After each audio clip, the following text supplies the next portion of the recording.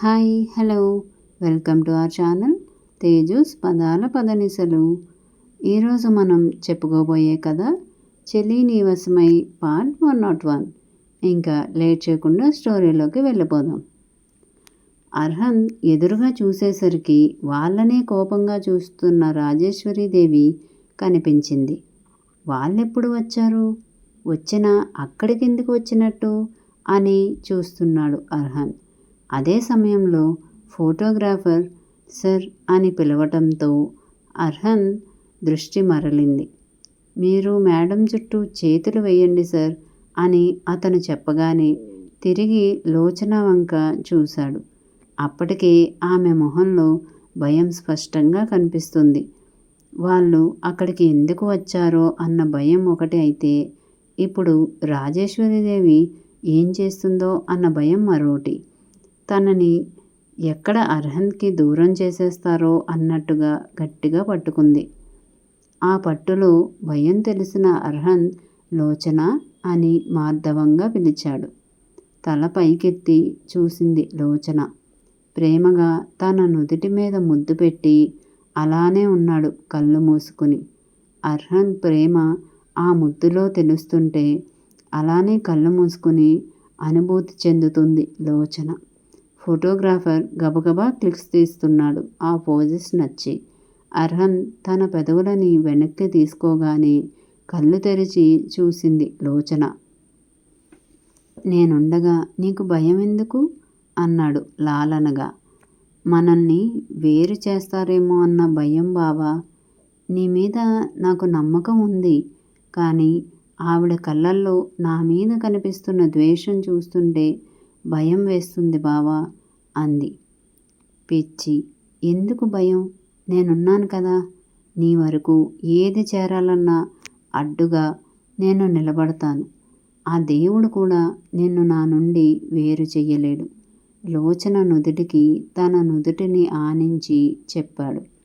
Photographer తన పని తను చేసుకుపోతున్నాడు. బాలు వెళ్ళి శారదకి చెప్పటంతో శారద బయటకు వచ్చింది. ఎదురుగా తన కొడుకుని కోడల్ని కోపంగా చూస్తున్న అత్తగారిని చూడగానే, చందు, అమ్మాయిని లోపలికి తీసుకెళ్ళు. నలుగురు ముందు ఇలా నిలబడడానికి నీకు ఇబ్బంది లేకపోవచ్చు, కానీ తనకి ఇబ్బందిగా ఉంటుంది కదా. తన ఇబ్బందిని గమనించాలి కదా నువ్వు అని చిన్నగా కోప్పడింది. ఆ నలుగురు మనకి సంబంధం లేని వాళ్ళైతే వాళ్ళ గురించి ఆలోచించాల్సిన అవసరం ఏముందమ్మా అన్నాడు అర్హన్ కూడా తగ్గకుండా. నువ్వన్నది నిజమే, కానీ నరుడి దృష్టికి నాపరాయి కూడా పగులుతుందంటారు. అలాంటి దృష్టి మీ మీద పడితే అని చెప్పి, రంగి, త్రిలోచనాని లోపలికి తీసుకెళ్ళు అని చెప్పింది శారద. రండి చిన్నమ్మ అని రంగి త్రిలోచనాని తీసుకువెళ్ళింది. బాలు ఫోటోగ్రాఫర్ని కాసేపు రెస్ట్ తీసుకోమని వెనుక వైపు ఉన్న గదికి తీసుకువెళ్ళమని నర్సయ్యకి చెప్పాడు. లోచనాని వాళ్ళ గదిలో వదిలి రంగి హాల్లో కుర్చీలు మరోసారి సర్దింది. శారద అత్తగారి ముందుకు వెళ్ళి లోపలికి రండి అని పిలిచింది. నీది కాని ఇంట్లో నువ్వు పెత్తనం చేస్తున్నావా వెటకారంగా అడిగింది జీవిత. నాది కాదని ఎవరు చెప్పారు వదినా నీకు? ఇది నా పుట్టిల్లు. ఇక్కడ నాకు సర్వ హక్కులు ఉన్నాయి అని ఏమాత్రం తగ్గకుండా సమాధానం చెప్పింది శారద. అత్త అని కాళ్ళు కడుక్కోవడానికి తొట్టె నిండా నీళ్లు పోసి పిలిచాడు బాలు. రంగి, టవల్ ఒకటి తీసుకురా అని బయటి నుండే అరిచింది శారద. చక్రపాణి భార్య మొహంలో కొత్త వెలుగు చూస్తున్నాడు. అలానే తన వైపు ఒక్కసారి కూడా చూడకపోవడం కూడా గమనించాడు. తన మీద ఎంత ద్వేషం ఉందో ఆ క్షణం మరింత బాగా అర్థమైంది చక్రపాణికి. గాఢంగా నిట్టూర్చాడు, అదంతా తను చేసుకున్నదే కదా అని. రండి అత్తయ్య అని శారద పిలవటంతో వెళ్ళి నిలబడింది రాజేశ్వరీదేవి. శారద చెంబుతో నీళ్లు ఇస్తుంటే, అది నేను తీసుకోవాలా అన్నట్టు ఒక చూపు చూసింది రాజేశ్వరి. వాళ్ళకి కాస్త దూరంలో ఉన్న నర్సయ్య త్రిలోచనాన్ని తీసుకెళ్ళడానికి వచ్చినప్పుడు రాజేశ్వరీదేవి కాళ్ళు రంగి కడగడం గుర్తొచ్చి, రంగి అని కేక వేశాడు. టవల్తో బయటకు వస్తున్న రంగి ఒక్క ఉదుటన వచ్చి ఏమైంది మావా అని కంగారుగా అడిగింది. నర్సయ్య శారదని రాజేశ్వరీదేవిని మార్చి మార్చి చూపించడంతో విషయం అర్థమయ్యి శారదమ్మ ఇలా ఇవ్వు అని చెంబు తీసుకుని రాజేశ్వరీదేవి కాళ్ళు కడగడానికి కిందకు కూర్చోగా ఆగురంగి అని గంభీరంగా వినిపించింది అర్హంత్ గొంతు. రంగి వెనక్కి జరిగి నిలబడటంతో ఆ నీళ్ల చెంబు అక్కడ పెట్టి వెళ్ళి కాఫీల సంగతి చూడు అని చెప్పాడు.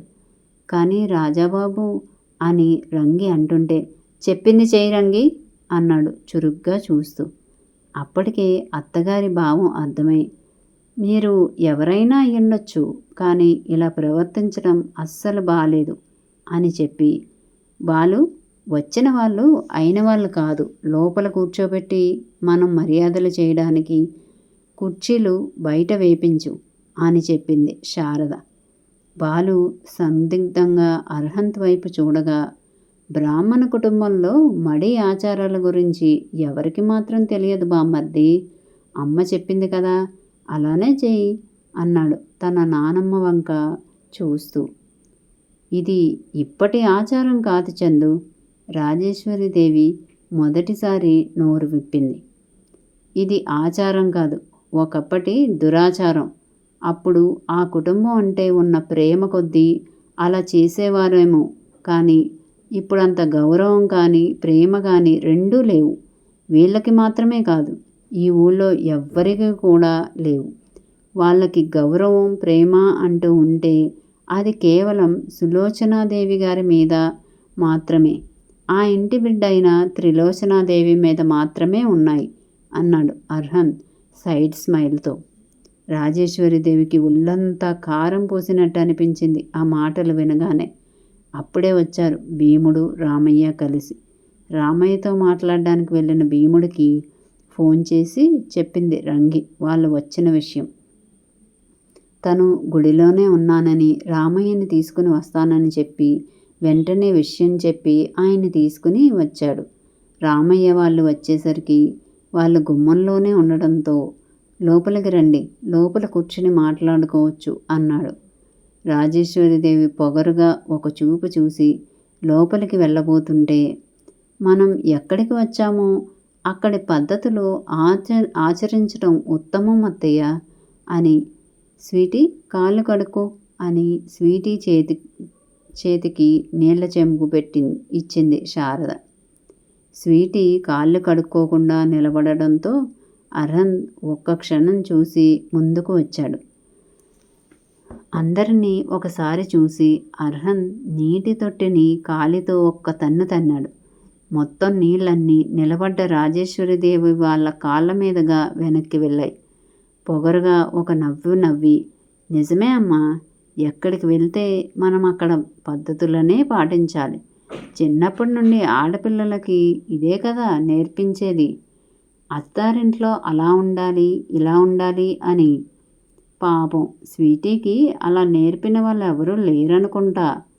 నువ్వు మాత్రం అస్సలు బాధపడకమ్మా, నువ్వు ఏదో జన్మలో చేసుకున్న పుణ్యం. చక్కగా నీ మాట జవదాటిని కోడలని ఇచ్చాడు ఆ దేవుడు అని చెప్పి లోపలికి నడిచాడు అర్హన్. రాజేశ్వరీదేవి గారు లోపలికి నడవండి మర్యాదగా పిలిచాడు రామయ్య. చూసావా ఇలాంటి వాళ్ళ ఇంటికి రావాల్సి వచ్చింది, మన కుటుంబం గురించి తెలిసి కూడా కనీసం మర్యాద చేయడం కూడా వీళ్ళకి చేత కాదు జీవిత అంది వెనుక నుండి. మిమ్మల్ని బొట్టు పెట్టి ఎవరు పిలవలేదండి ఇక్కడికి రమ్మని, మీరెందుకు వచ్చారో ఆ పని చూసుకుని వెళ్తే చాలా మంచిది.